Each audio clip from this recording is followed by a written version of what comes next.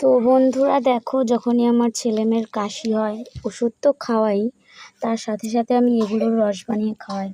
এখানে এখন আমার ছেলের কাশি হয়েছে, এটা বাসক পাতা, এটা গোলমরিচ, আদা আর শিউলি ফুলের পাতা আর তুলসী পাতা, এগুলোর রস বানিয়ে গরম করে ওকে খাওয়াবো। অনেকেই জেনে থাকবে, হয়তো অনেকে খাওয়ায়ও এটা, আবার অনেকে জানেও না, অনেকে খাওয়ায়ও না। তো আমি ওষুধ খাওয়াই, আবার তার সাথে সাথে এটার রস বানিয়েও খাওয়াই যখন কাশি হয় আমার ছেলেমেয়ের তখন।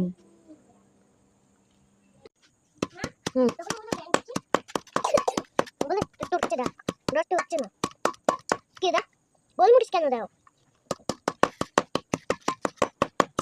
গোলমরিচ দিতে বারণ করছিলাম। এখন খাবো না, সন্ধ্যাবেলায় খাও। এখন কাশি কমা না, এখন ভাত খেয়েছো তো বমি টমি করে দিতে পারো। বাসক পাতা কিনে গোলমরিচ দিয়ে আমার ভালো লাগে না। আদা আদা দিচ্ছ, গল্প ভাঙে যাবে। বাবার দর না কাকা,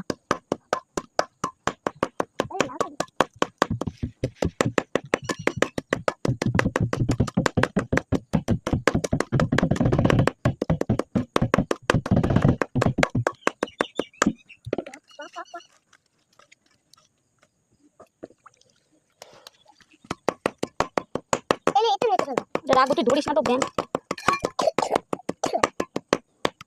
স্বাদ ভালো মতো নিয়ে যাবে।